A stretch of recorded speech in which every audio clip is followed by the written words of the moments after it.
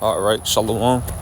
First and foremost, I want to start this lesson by giving all praises, glory, and honor to Yahweh, Bahasham, Yahweh Shai, Bahasham, Racha Kodash. Double honors to the elders and apostles of Great Millstone who taught us all this truth and who also rule and teach well. And Shalom, Salah Achim. In this truth and sincerity, starting with the 144,000 and the 1/3 of the nation of Israel, which we are fighting to be a part of. This is your brother Khabar Yakar coming back, Lord willing, with another quick and edifying lesson. And the title, as you can see, is going to be "The Scriptures Comfort Us." All right, the Scriptures comfort us, you know. And when I say us, I'm speaking on behalf of the hopeful elect. All right, the hopeful elect, the ones that are hoping and fighting to be of the elect of the nation of Israel, which are you so-called blacks, Hispanics, and Native Americans. You make up the ancient biblical Israelites, the 12 tribes, all right? But only 144,000 and 1/3 of them, is going to make it, all right? And I want to say, if I ever, during this lesson, if I lower my voice, it's probably people nearby. And I'm outside walking right now. So if you hear me getting quiet or not talking, just bear with me. I'm just probably people around, and I'm trying not to, be too loud. But anyway, I'm gonna get so the scriptures comfort us, the hopeful elect, because we need comfort, man. All right, and I gotta take this from Elder Yashawan, but we're in the worst case scenario, we need comfort. All right, literally, it's the whole world is against us, man. Literally, the whole world is against us. All right, this tells you that in Ephesians, chapter 6, that we wrestle not against flesh and blood. What we're up against, principalities and demons in high places. So this is Psalms 23. I'll start at the top. This is a Psalm of David, which Yahweh Bahasham Yahweh Shai is raising up the house of David right now before your very eyes, all right, with us brothers in this truth. We're all building the house of David. We're help. Well, the Lord is building it, and He's using us to help build. We're all spiritual, bricks of this building. Okay, so it says, "The Lord is my shepherd, I shall not want. He maketh me to lie down in green pastures. He leadeth me beside the still waters." All right, and the green pastures and the still waters, that's a metaphor for the truth. Okay, well, we have this 100% truth, this doctrine.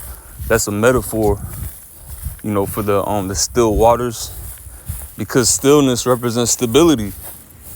What does it say? Wisdom and knowledge shall be the stability of thy times. We're going to need that wisdom and knowledge in these dark times. We're at the end of this society, all right? And we know how it's going out, all right, by the nukes. Okay, Russia and all them other, countries are going to send those nukes over here. And that's going to wipe out America, which is Babylon the Great. So knowing that, like it says in Peter, what manner of persons ought you to be?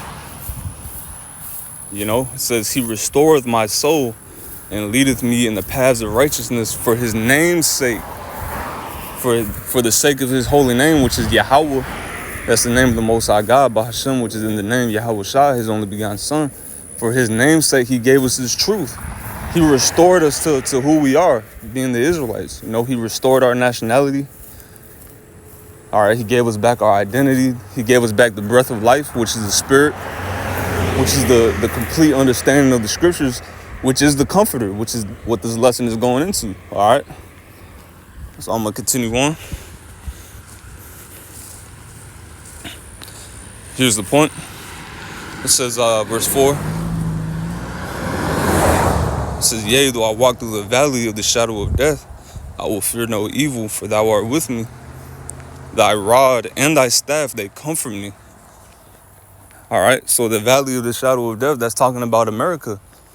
Okay, it's that same valley that's mentioned, in the book of Ezekiel 37. All right, the valley of dry bones, it's the same valley. It's also the same valley that's mentioned in the book of Job. All right, I forget exactly what chapter and verse, but I know it's in the book of Job. When Job said, when I go hence from,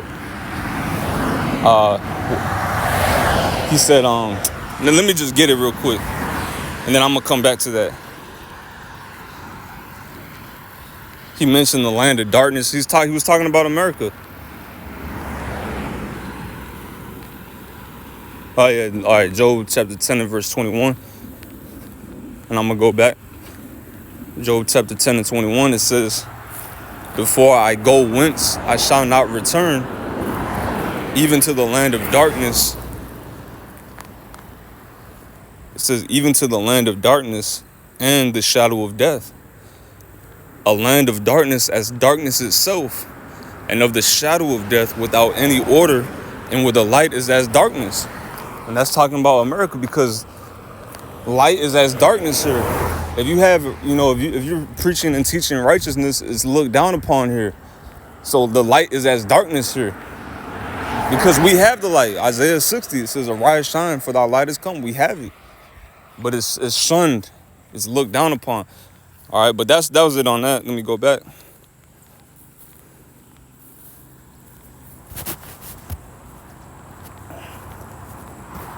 I'm gonna go back.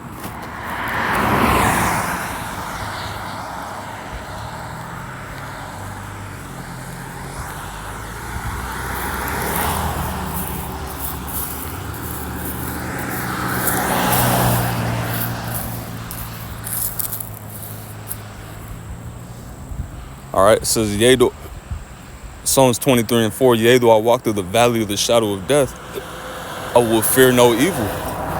Even though we're surrounded by evil, we're not going to fear it, because we understand Yahweh Bashim Yahushua is in control, man.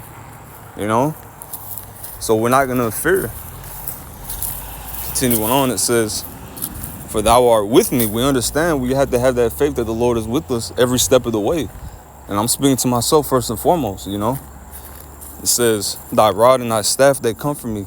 Now, the rod and the staff, that's, speaking about the scriptures, all right, the Bible. You could link that with Revelation chapter 11, where it says, measure the temple, but the court that is without, measure not. Which the temple is speaking about the Israelites, and the court without is talking about the other nations. But you could apply, you could precept that. That's what that rod and that staff is talking about,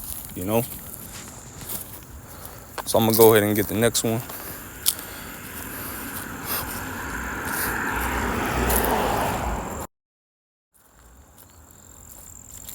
And again, this lesson might be longer than normal, because this is a walking talk. I am walking. I might have to take my time sometimes. I might get quiet. There's people around. But Lord willing, the edification comes out. This is Isaiah 26 and 3. It says, thou will keep him in perfect peace, whose mind is stayed on thee, because he trusted in thee. Is that the right one? Yep. Let me read it one more time. Isaiah 26 and 3. It says, for thou shalt keep him in perfect peace, whose mind is stayed on thee. All right, because he trusteth in thee. Which, that goes into what I just read. All right. It says, I will fear no evil, for thou art with me. That's trust. All right. Us being surrounded by evil, but saying, I'm not going to fear because you're with me. That's trust. All right. So what does it say right here about those that trust in him? His mind is going to have perfect peace. This also goes into what I mentioned about, Isaiah 33 and 6, that's stability. Having that peace of mind, that's also stability. All right, I know who I am. These people, they're going through life not knowing. They're going through life calling themselves made up names, African American, Black, Native American, all right, Seminole, they're Mexican, all right, Puerto Rican, which means rich port. Like the majority of people that go through life just not knowing who they are. But the Lord gave us that peace of mind. That's that perfect peace. Because guess what? Our mind is stayed on him. We're constantly thinking about Yahweh Bashem Yahushai. What does it say in Proverbs 3? I believe 3 and 5, it says, in all thy ways acknowledge him, and he shall direct thy path. All right? So our mind has perfect peace because it's stayed on him. What does it say in the Apocrypha? Well, actually, that's in the scriptures where it says the elect shall think upon his name. You know? It says, trust ye in the Lord Yahweh, Bashem Yahushai, for in the Lord Yahweh is everlasting strength. You know? Why wouldn't you want to trust in a source of everlasting strength? Why wouldn't you want to trust in that, you know? All right, I'm going to get the next one. I quoted this one twice already, so I might as well get it, you know? All right, Isaiah chapter 33 and 6, it says, and wisdom and knowledge shall be the stability of thy tongue and strength of salvation. The fear of the Lord is his treasure. All right? So it says wisdom and knowledge shall be the stability of thy tongue. It doesn't say weapons and, you know, food that you store it up is going to be the stability of thy tongue. You know, which I'm not saying there's anything against that. But, you know, there's a lot of people out there, you know, that call themselves preppers. But that's not going to save them. If they don't got the truth, that's not going to save them. All right? What's going to save you is that wisdom and knowledge, which is going to keep you stable, which let's go into that word stability. All right? And that's the spirit. The word for salvation is H3444, but it's 444. That's mercy. Matter of fact, let me. I believe that's Hawashai. Yep. Well, it says Yahawashai right there, or it says Yeshua, Yeshua. Because I believe there is different ways of saying, you know, salvation. There's different ways of saying it. It says salvation, deliverance. From what? That destruction is coming. All right? What is it saying in Jeremiah 28 and 8? You know, the prophets, they prophesy against many countries of war and evil and of pestilence.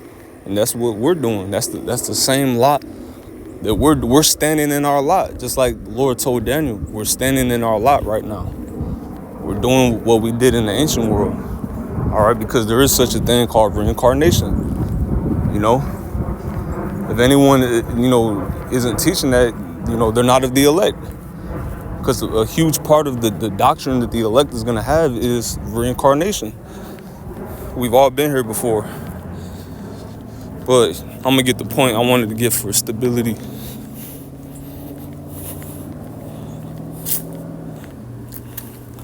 All right, it's I'm a one. Which the root word is one, which is faith. But let's see what this is. Firmness, fidelity, which is faith. Steadfastness, steadiness.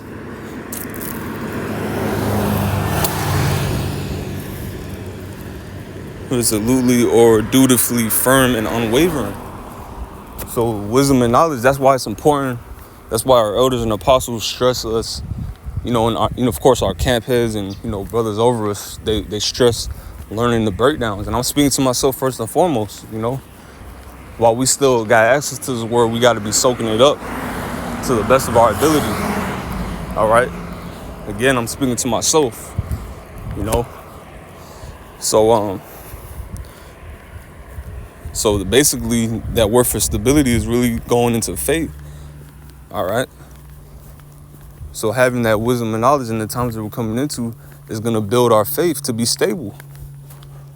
I'm also going to get that word for strength. All right, Strong's H2633. I want to say it's Hassan, if I'm not mistaken, Hassan. But it says riches, treasure, wealth. You know? So that wisdom and knowledge, not only is it going to give us, you know, faith to be stable, but it's also going to be the strength of our salvation, which is treasure, riches, treasure, and wealth. That's why a man is going to be more precious than fine gold in the times we're coming into.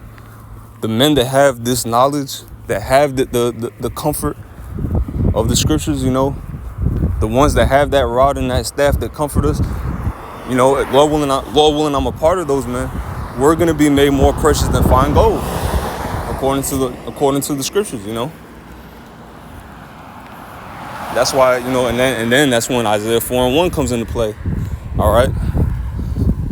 That's when, what's that, Zechariah, where it says, they shall take hold of him that is a Jew. That's when that comes into play. People are going to be following us, crowds of people, women. We're going to have to turn down a lot of people, just like Yahushua did. So I'm going to end off with this.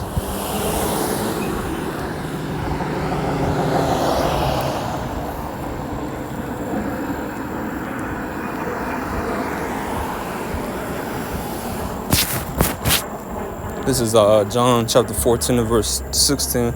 It says, and I will pray the Father, and he shall give you another comforter, that he may abide with you forever. So the reason we even have this truth, of course, is because Yahushua's sacrifice. You read Revelation, the 5th chapter, it tells you he loosed the seals, after his crucifixion, when he ascended back to the Father, he loosed the seals. All right, and that's how we're able to have this truth, but also because he prayed for us to be able to get it. Verse 17, even the Spirit of truth, whom the world cannot receive, because it seeth him not, neither knoweth him. But ye know him, for he dwelleth with you and shall be in you. All right.